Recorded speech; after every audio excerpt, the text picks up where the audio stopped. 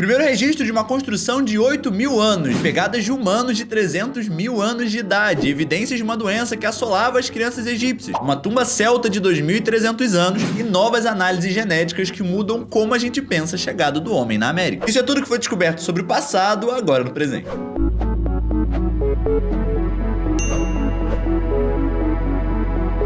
Primeiro, nem chega a ser uma descoberta no sentido de encontraram coisas novas, mas olharam para as coisas que eles já tinham encontrado e perceberam coisas novas. A descoberta é que uma rocha na Península Arábica tem nela um plano para a construção de um local para guardar animais de 8.000 anos atrás. Isso está linkado com uma outra questão que foi descoberta há mais ou menos uns 100 anos atrás, que só dava para ver de cima, que seriam algumas construções que teriam sido construídas lá na época do Neolítico para prender animais e facilitar o pastoreio antes da construção de cercas propriamente dito. Basicamente, eram grandes construções onde você colocava em volta uma parede de pedras mais ou menos e algumas trincheiras para impedir que os animais ali dentro conseguissem sair. Dessa maneira você consegue pastorear e reproduzir eles para se alimentar. E aí o que foi descoberto é que existem algumas pedras que estão entalhadas também da época do Neolítico que contêm os planos exatamente dessas construções. E aí pensando nas suas proporções e qual seria o formato ideal para construir isso para ser o mais eficiente possível com a tecnologia que eles tinham. E essa descoberta é fundamental porque é o registro mais antigo que a gente tem de mega construções na história humana. E ajuda também a pensar como é que o desenvolvimento do pensamento humano aconteceu. Porque como são megas construções, você não consegue ver o formato delas estando no chão e olhando para elas. É um tipo de visualização que você precisaria ver de cima, só que obviamente eles não conseguiam ver de cima.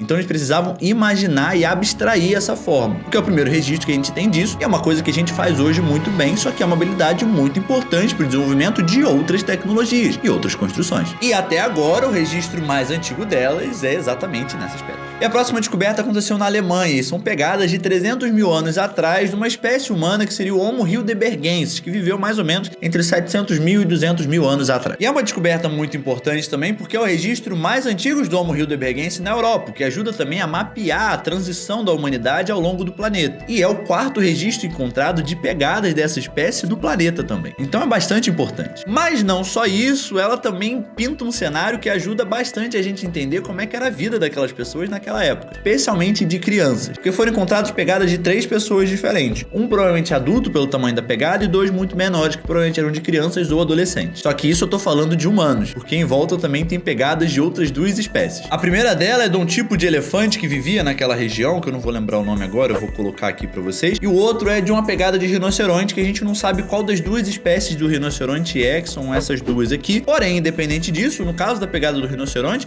é o primeiro registro que a gente tem desses rinocerontes na Europa também. Então é muito fundamental essa descoberta e ajuda a gente a pintar o cenário de como é que era a vida humana naquela época. E é muito legal isso porque muito provavelmente a cena que foi pintada era de uma família andando nessa região rasa de lago do lado de rinocerontes e elefantes. A gente não sabe se caçando, procurando alguma coisa ou simplesmente se divertindo. Isso é muito interessante porque ajuda também a gente entender um pouquinho melhor como é que era a dinâmica de vida das crianças nesses grupos do Paleolítico. Porque geralmente existem poucas evidências de crianças dessa época. Geralmente é ossadas, algum tipo de ferramenta que parecem ser para crianças, mas pegadas e registros mais intensos de atividade das crianças é muito mais raro. Então essa descoberta também é muito interessante nesse sentido e obviamente muito importante. E uma equipe internacional fez análises em 21 múmias de crianças entre 1 e 14 anos de idade e usando uma tomografia computadorizada para não causar danos, conseguiram ter um pouquinho melhor o entendimento de como é que era a saúde daquelas crianças. Isso porque nesse estudo cerca de 1/3 das crianças analisadas tinham indícios de anemia. Isso por conta da sua formação, por conta da fragilidade óssea e outros fatores. Isso ajuda a gente a entender um pouquinho melhor como é que era a condição dessas crianças naquela época. Isso porque a anemia tem vários motivos para acontecer, a gente vai ter que estudar isso um pouco melhor, mas pode ser ou por uma questão de desnutrição, que é muito comum que leve à anemia, ou por também fatores genéticos. E qualquer uma das 2 respostas que a gente conseguir encontrar ajuda a gente a entender muito melhor como é que era o Egito. Isso coloca também um outro problema que a gente tem que enfrentar relacionado ao presente, porque desse estudo foi encontrado 33% das crianças afetadas por anemia, mas hoje em dia crianças de até 5 anos de idade que são afetadas por anemia são 40%. Ou seja, o problema de anemia não está sendo resolvido quanto a gente imaginava que devia estar. E isso é uma questão que a gente tem que resolver, que hoje em dia a gente consegue resolver. Outra descoberta muito rápida é que foi encontrada uma tumba celta de 2.300 anos atrás que contém algumas coisinhas bem legais. A primeira delas é essa tesoura muito bem conservada, que pode ser para muitas questões, ou para trabalhar com couro, ou para cortar lã, enfim, a gente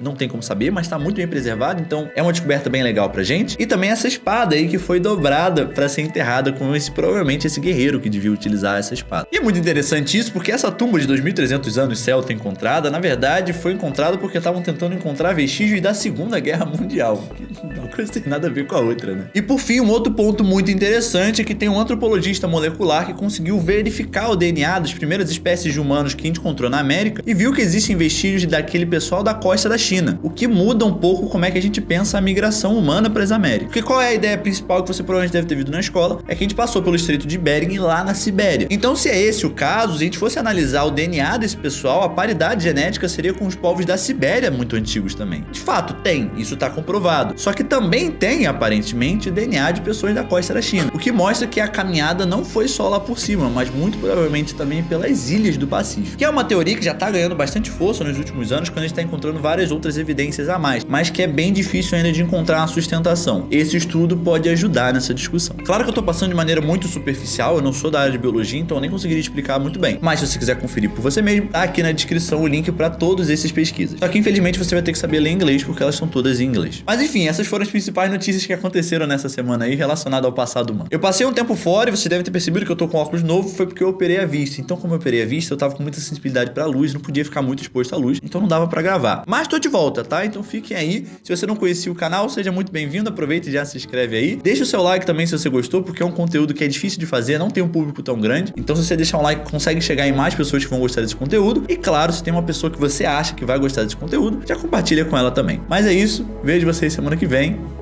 Valeu!